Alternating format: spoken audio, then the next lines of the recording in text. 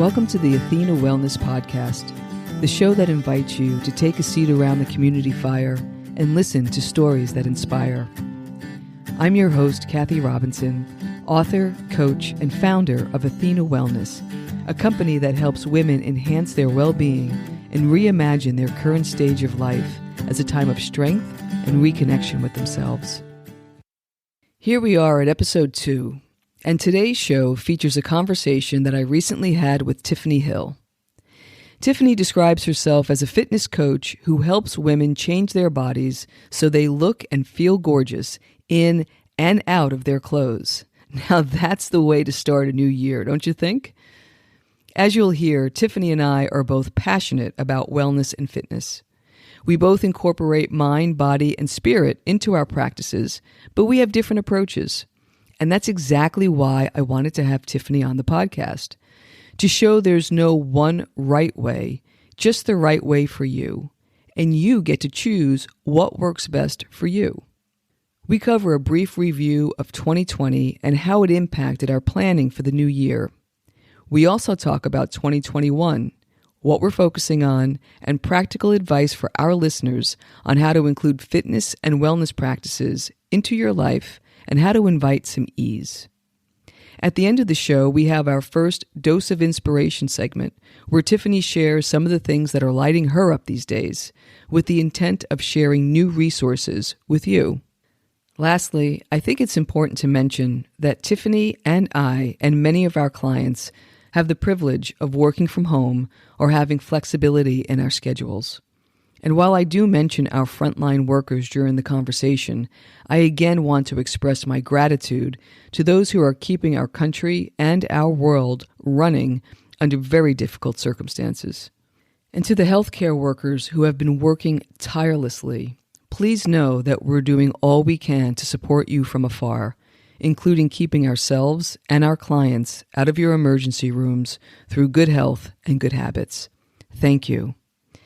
And now on to the show. I hope you enjoy the conversation. Tiffani, welcome to the Athena Wellness Podcast. Thanks for joining us today. And thanks for having me. Could you tell our listeners a little bit about who you are and what you do? Absolutely. So I'm a fitness professional, and for the last 14 years, I've been coaching women and some men on how to get their bodies healthier inside and outside through workouts, clean eating with real food, redirecting their mindset for sustainable success, finding balance. And I give them the tools to gain the physical strength and the mental confidence. And then the rest really starts to fall into place. And I'm not the quick fix coach, with diets or fake foods. I coach in the real world. Mm-hmm.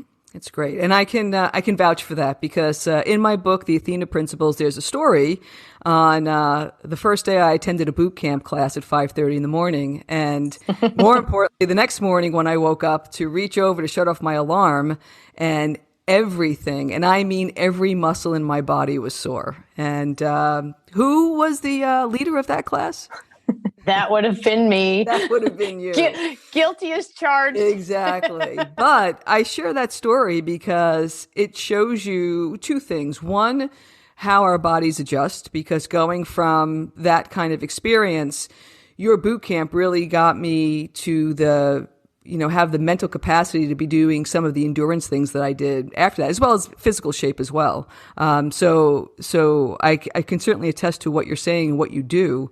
But on the other side of that, we are both wired to kind of go harder, faster, further. And I can tell you, at least for me, as I'm thinking about 2021, that has shifted some. And I'm guessing maybe that's been the case, if not for you, maybe your clients. And that's some of the things that, that I want to talk about today. Absolutely.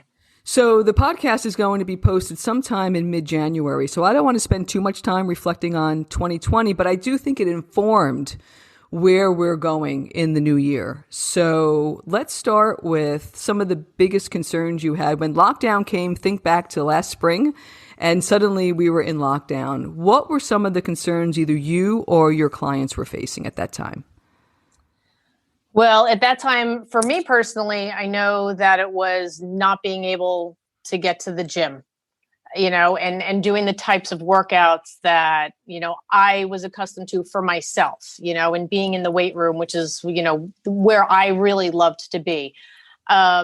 So I know that for that, my healthy lifestyle was, was intact. My food was intact. Like, so again, for me personally, but the other part of it was losing the social aspect of really everything, for me, because I'm a very social person. So I think that also, impacted my clients as well. And with my clients too, then they're like, well, how am I going to work out? How am I going to stay fit? How am I going to, how?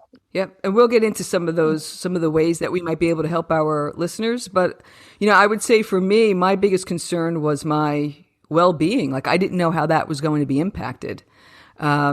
And one of the things that I did, like, I was concerned, was I going to get lazy? I mean, you know me well enough to know that probably wasn't going to be an issue, but that was my fear, Exactly. right? So it's like, am I going to get lazy? Am I going to start numbing myself? And maybe not with food or alcohol, but maybe it's with, other social, we were on Zoom so much and things like that. So that kind of unknowingness, I think, was definitely impactful.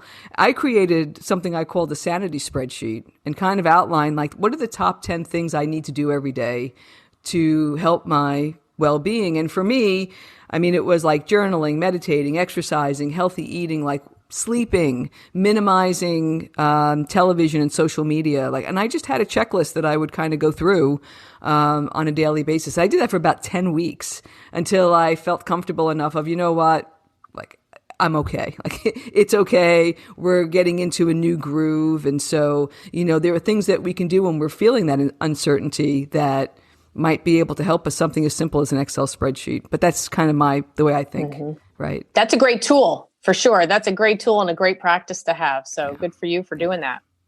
So let's think about some of the lessons in 2020. What are some of the things that you learned as a result of going through the year? A big lesson for me is, really, I had to recreate my business. That's probably the biggest lesson for me, that's something I learned, that the extra time that I had afforded me the ability to learn something new and to be able to recreate my fitness business in a different modality, because now I wasn't in front of people anymore physically. So so that was a lesson, professionally, and realizing that I didn't have enough self-care practices in my life because of lack of time. So, that was another lesson that I learned, personally. Mm-hmm. Mm-hmm. So some of the biggest lessons for me, I was surprised at how much I was able to reconnect with being outside, when the warm weather came, how much of a joy that was to be able to take long hikes and to get outside. Learning new things was a big thing for me as well. And I also realized how much I love to teach. When the pandemic hit, I started to give free meditation and writing classes. And that really kind of solidified, like, wow, this is something I really want to add to my portfolio. So I think that was really a nice surprise as well. Let's talk about some of the gains, some of the biggest things, surprises maybe that came out of the year, positive surprises. Definitely reinventing my business, my fitness business. That was a huge gain. I had a side gig going on there too, and I was able to let that go because I reinvented my fitness business. And, so that was great because then I was able to keep connections with my clients and in just a different way, and being able to still service them the way,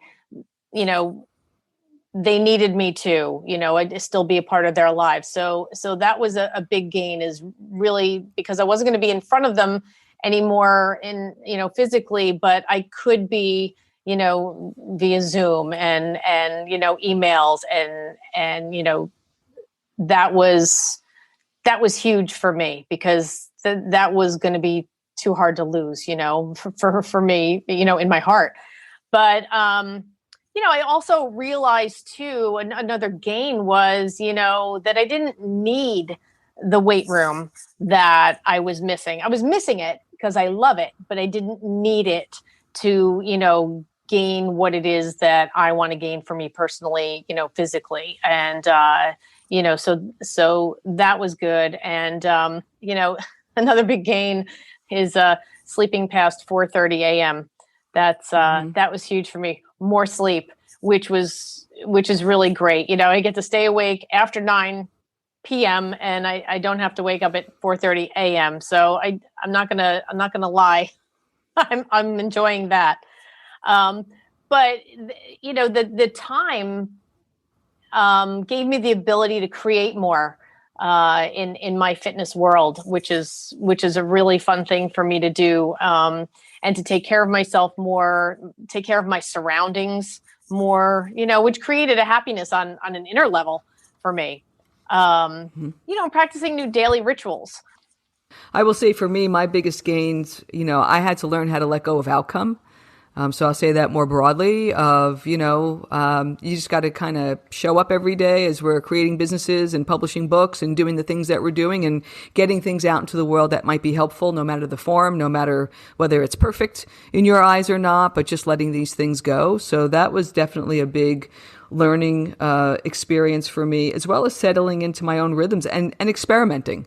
So I think I experimented a lot with some of the wellness things that I've been working with clients with, which has been really fun as well. And we'll get into some of that as we get into 2021, which is where we're heading right now. And so I want to go through some of the same things, like what are some of the concerns as we're going into the new year, and really with your clients' perspectives, right? And just to frame it a little bit, I will say, one of the things that I'm seeing, and only because I've been getting booked for some conversations in January, is the impact of mental well-being. Awesome. As this, the pandemic kind of wears on, that's been a big element. And so certainly you're taking care of that from the physical standpoint.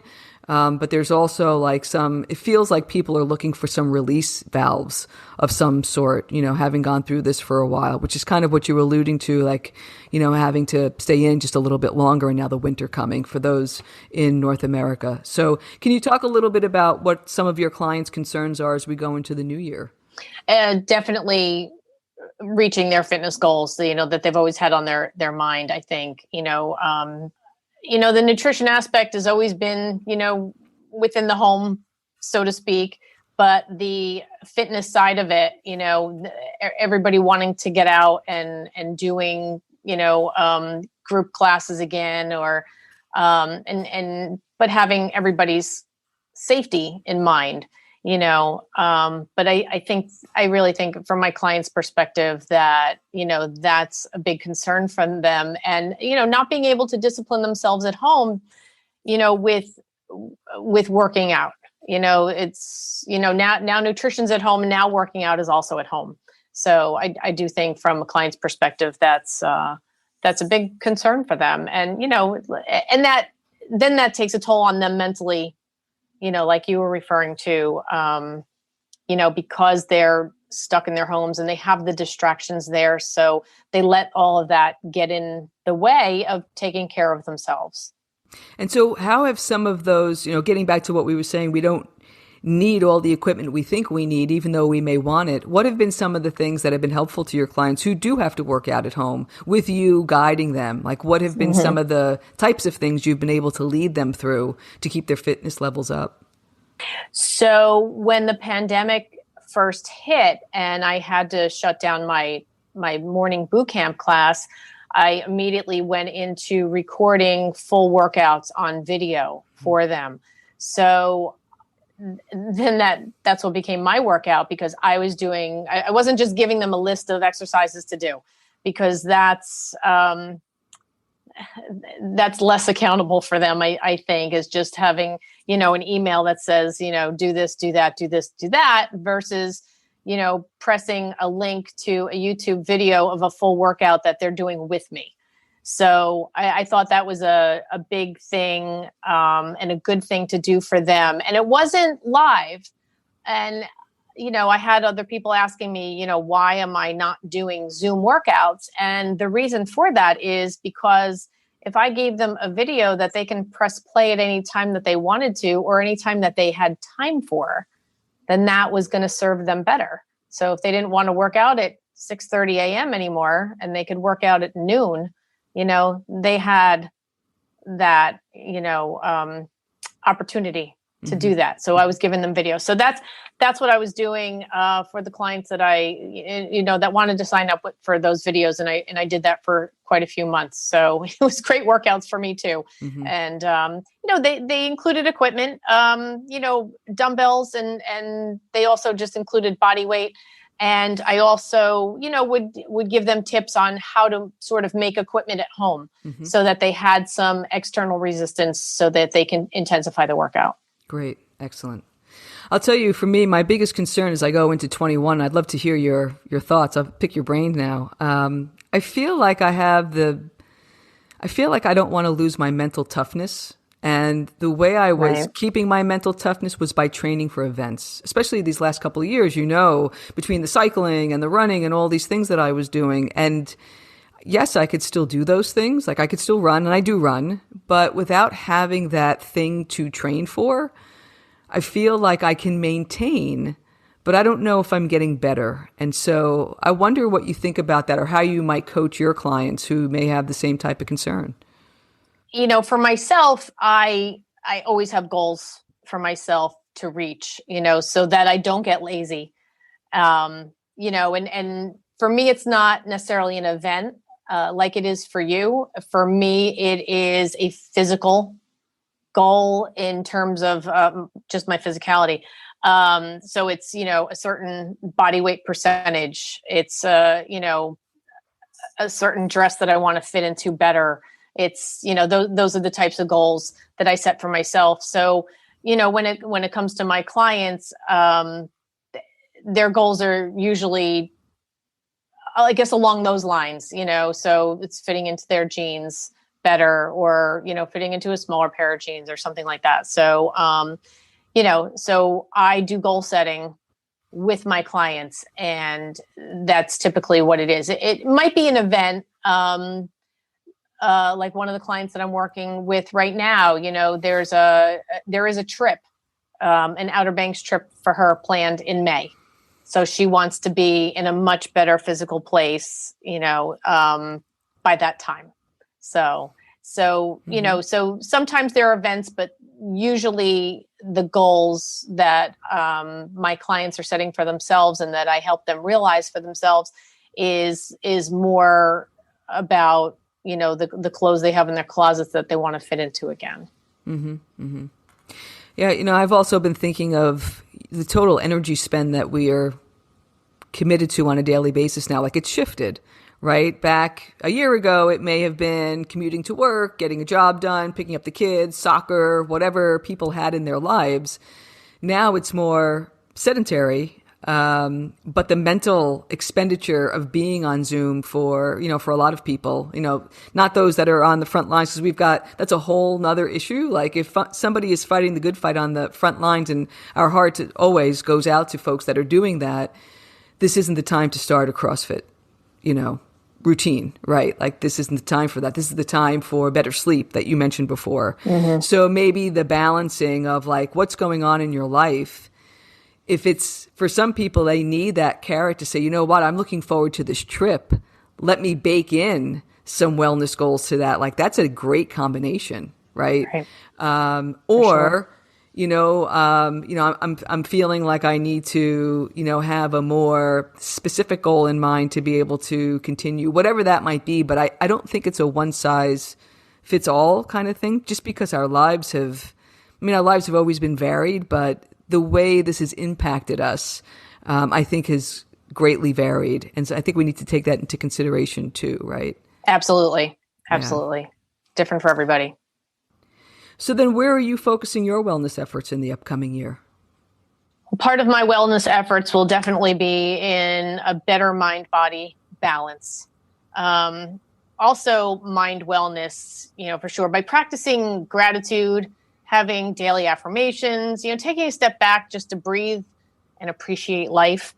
That's, I think those things are huge in wellness. It doesn't always have to be about your food and your exercise, which I think are incredibly important, but your mind, definitely could rule all of that. So you need to have a healthy mind as well. And those are ways to do that. Yeah, I think that's great. Some of the things that I'm thinking about for the new year are, I experimented with some things last year, like intermittent fasting, and that seems to work really well with me. I stop eating usually somewhere around 4:30 and pick up again maybe 8ish in the morning, working out fasted. And that plus using, I have barbells and dumbbells downstairs, so that and body weight. So to be able to build muscle, like those two things seem to be a good combination for me. But the other thing that I think has really helped too, getting back to your mental and kind of spiritual state, is I've been going through a lot of old boxes and clearing out a lot of old possessions. And that has made a big difference as well. So it's like losing weight in a different way. That has really seems to have cleared the path for the new year in a different way, which feels really good. That's fantastic. It's another good thing to do. Yeah. So I think we both agree, really, it's about keeping things realistic, doable, and aligned with where you are in life today, right? Agreed, 100%, and 100%. Great. Well said. So let's talk, maybe we can give our listeners some practical advice, especially keeping our immune system strong as we go into the winter, not quite out of the woods yet with the pandemic. Let's talk a little bit about mind, body, and spirit, and specific things that people can incorporate into their routines that might be helpful. Absolutely. So body, obviously exercise and nutrition. If you want to keep your immune system elevated, or you want to elevate it from where it is now, you have to eat clean. You have to fill your body with good macro and micronutrients. You have to exercise. You have to keep your muscles strong, your joints strong, your bones strong. Stretching, I think, is another, huge thing in body, and massage, and then breathing. So all of those things together, will definitely help the body this time. So that's the fitness expert. Now I'll give you the wellness. The kinder, gentler wellness coach comes in, and we had the same things. I think it's just a little bit of a twist, right? So you had exercise. I have movement. Because again, where people may be in their lives. So I think we definitely agree there. One of the things that I was able to work on last year, and it was so simple. I put a chin-up bar in the door of my closet in my master bedroom. And, when I would go by, I just do one. But how many times do you walk past, because I have to get to the restroom is there, right? So it was the perfect place to keep it, and just to try to and not perfect, but just jump up and do one. And then go out and jump up and do one every time I go in and out of there. So movement for sure. And mindful eating I was experimenting with, which is really getting clear on, is this something that I'm really craving because I'm hungry? Like my cells need this food? Or is there something else going on here? And a lot of times, as you know, there's something else going on that's making you crave something that may have nothing to do with the food itself. And so there'll be more on that in episodes to come, but that has been a really interesting experiment from a body standpoint. Very good. Very nice. How about mind? So for the mind, for a healthy mind, positive self-talk. We are what we think. So thinking positively, acting positively, and getting rid of those, negative vibes and thoughts. I don't know. That's probably number one. People take that for granted, I think, because they don't really think about what they're thinking about, or how they're thinking about something. And if you really sit down and do that, you realize how many negative thoughts actually do go through your mind, throughout the day or throughout the week. So trying to take a negative and turn it around and find the positive in it, and talk kindly to yourself.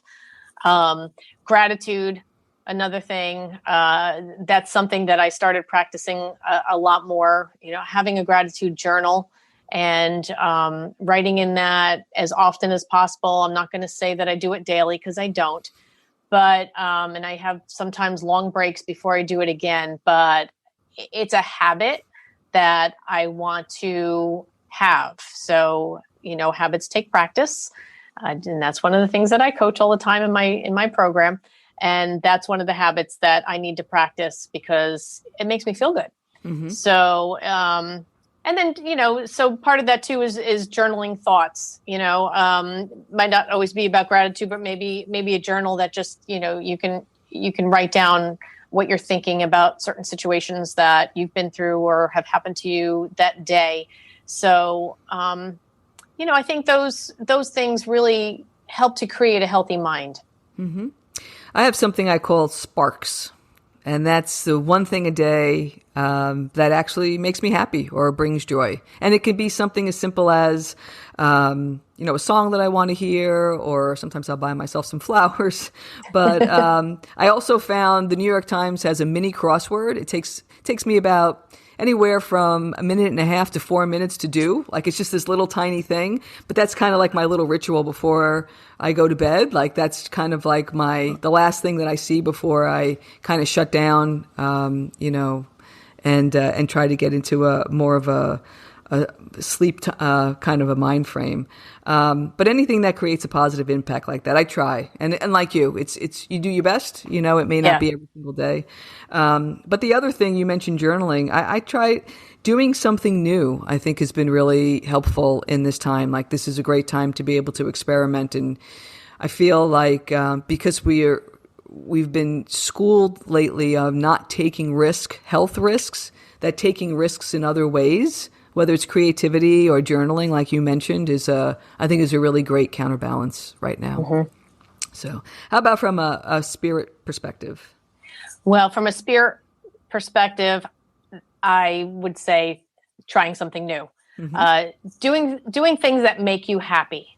Mm-hmm. They don't have to be big things, find the little things that make you happy. Try something new that excites you. Something that you might have been thinking about for a long time that sounds so exciting.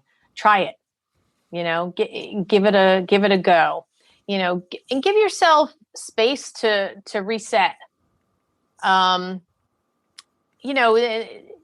though we're in a different world now, it's still a crazy world. Our lives are still crazy, and probably just crazy in another way. So giving yourself some space to, just take a step back and reset a little bit. And, thinking deeply about what your purpose is and what you value most, that should give you that inner peace and inner happiness too, which, lifts your spirits. Mm-hmm. I was just listening to a talk yesterday, a doctor from, I think Colorado, a university somewhere out in Colorado, but he was saying that those that have purpose or would say that they have purpose in their life, that's really linked to longevity, even more than exercise and eating right. Having that frame for life, that there's a purpose, that you're here, really has a big impact on wellness and on health, which I was really surprised that it was so far up on the list. But it turns out that's what the research is starting to show, which is pretty interesting.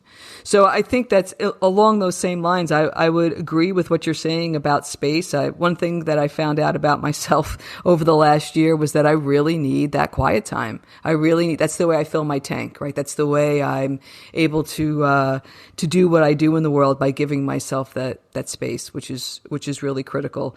Also helping somebody. Even with a smile, like I notice when I'm out on hikes now and I pass somebody, because we don't see a lot of folks, that there is that, that need to connect, even if it's just with a smile and a nod, where before, we live in the metropolitan New York area, and we tend to just walk by people very quickly. That seems to have slowed down a bit over these last, 10 months or so, which I find pretty fascinating. Yeah, that's really great. I love that, the smile and just to, give out a hello. Yeah. It's, I don't know, that makes me feel good. Yeah, absolutely. I love that. So that was fantastic. I love that. And speaking of easy, let's think about, how do we have the perspective or the mindset to say, okay, whenever we're coming into a new year, you feel like we have to create resolutions or we have these big goals. Like, how can we ease into this maybe in ways we haven't before? How do we just make wellness or fitness a little bit easier? How do we psych ourselves up for, the new year and trying to try these new things? I think that, January 1st puts a lot of pressure on people, and we grew up just thinking that, and thinking that that's the ultimate reset. It's January 1st, a brand new year. You have to do it now because you're never going to be able to do it again. Which is not true. So I think taking the pressure off, forgetting that, that it's January 1st and not relying on the calendar to tell you when you need to, start something fresh or get into a better frame of mind to, get what it is that you're looking for. Just take some of the pressure off and take it step by step. It's okay to go slow to get what you want done. And like I said earlier, this relates to the type of business that I'm in, but, I'm not a quick fix kind of person when it comes to my clients. You got to slow down. You got to embrace the journey. And so it's too hard when it's overwhelming, when there's too many rules, too many guidelines that you got to follow. So if you had to make it easier, you got to take it step by step and one step at a time and get it done and then move on to the next step. I don't know. I think that's what easy, means to me, I think. Mm-hmm. Yeah, I had a couple of things on the list that, maybe think about movement, like just committing to doing the movement that you like to do, and I'm talking about folks that are really stuck, and they know they need to move more, but the thought of having to do, a Zoom class is a little too much. Well, what is it that you like to do? Can we start with walks? Can we start with something that you can commit to doing every day because it's enjoyable versus 3 times a week and I'm not looking forward to it? So there may be, and I'm talking for folks that are just trying to get themselves off the couch and out the door. So that would be one thing. Another thing is this idea of wellness by subtraction. So are there some things you can stop doing? I had to take a look at, I tried, probably about 18 months ago, just out of an experiment of, I did like a 90-day no alcohol kind of thing, just because I wanted to try. And, that really teaches you about your habits. Same thing with fasting. It teaches you when you're reaching for something and maybe, that's not really what would satisfy what it is that you're looking for. So it's a good tool. And it's not something, you don't have to buy anything. You don't have to eat in a special way. You can just stop doing something. So that's an option. And then, the other thing, and we talked a little bit about it, of like the difference it makes to either rearrange your belongings or declutter or get rid of some things that are no longer supporting where you are in life. That can free up some energy as well. That can be used to, do more of kind of like the mind body, if you're freeing up some other space around you. And then I love what you said about the quiet, right? Sometimes it could be as simple as sitting somewhere with a journal and just being grateful for what you have versus this coming from a place of scarcity of I don't have this thing that I'm looking for. It's like, wow, I've got a lot. And maybe we start there and build from there. Because I love that you said, it doesn't happen overnight. It doesn't happen on a day, right. And it doesn't happen overnight, that this is really about a journey. And, I can say from personal experience, knowing you and some of our friends who have interests really goes a long way for support. And those folks could be in person, they can be online, they can be in classes, but trying to find those connections too of folks that are kind of in your same fitness level or wellness level to start to have some conversations with might be a great place to start as well. Right, absolutely. Yeah. Good point. So we'd like to end these conversations when we have guests on the Athena Wellness Podcast with something I call Dose of Inspiration. Okay. And these are just kind of quick hits on a fixed set of questions just to give our listeners some new ideas and new ways of thinking about things. So we start with the first one, which is, can you share your favorite wellness practice or maybe a recent wellness win? Well, my favorite wellness practice is definitely exercise, followed closely by good nutrition. You're such a fitness person. I'm so single-minded. I can't help it. That's what it is. That's okay. These are your answers. Well, you know what? Okay. If those weren't my favorite, then how can I coach my clients? Yes. Because, that's what I coach my clients on. So, absolutely. And they are truly my favorite. They are not just like this, what they have to be, because that's how I coach my clients. It's because of, they actually are. So. Right. And so share a recent struggle or a place where you're focusing your wellness. I'm recreating my gym workout, to be at home and as close to my gym workout as I can make it. I do have a good amount of equipment, but that's been a struggle for me because I want to do things that I cannot do because I do not have the equipment to do it. So I'm trying to figure out ways to recreate that. I don't know. Is that a struggle? To get that intensity. Yeah. Sure. Yeah. You're trying to get to that same kind of intensity or that same kind of feel. Yeah. I mean, I can coach intensity without all the stuff that I use in the gym. That's just my personal preferences. But there's lots of ways to have intense workouts without doing it the way I do it. That's just something that I happen to love to do and greatly miss. But there's the fitness person coming out again. All right. That's okay. That's why you're on. What have you read or listened to lately that you enjoyed? Oh, my favorite podcasts for sure, which is also my favorite trainer out there in the world, Todd Durkin. So that's just, I find he is, just so energetic and so motivational. And I know there's so many other motivational speakers out there too, which I've also, just started tapping into. Really, I'm sort of new at listening to podcasts, but I've listened to it when I've taken my rides to New Hampshire to visit my son in college. And that's a 4-hour ride. And I'll just be listening all 4 hours. And I just get so fired up. So fired up. And those are his words usually, fired up, and he fires me up for sure. And that's the Impact. Yeah. I think it's called Impact, right? I'll put a link in the show notes. Okay. And my guess is that next time you go to New Hampshire, you'll also be listening to the Athena Wellness podcast. Absolutely. But that's just but I will put Todd's link in the notes. What new thing or experience are you looking forward to trying? Public speaking. Sharing my message, my craft to a broader audience. That's one thing that I look forward to doing. I actually look forward to it. I don't really have the fear about it that a lot of people have. I look at that as the challenge that I need to conquer. And so I'm looking forward to that. Excellent. Envision your perfect road trip. Where would you go? What would you do?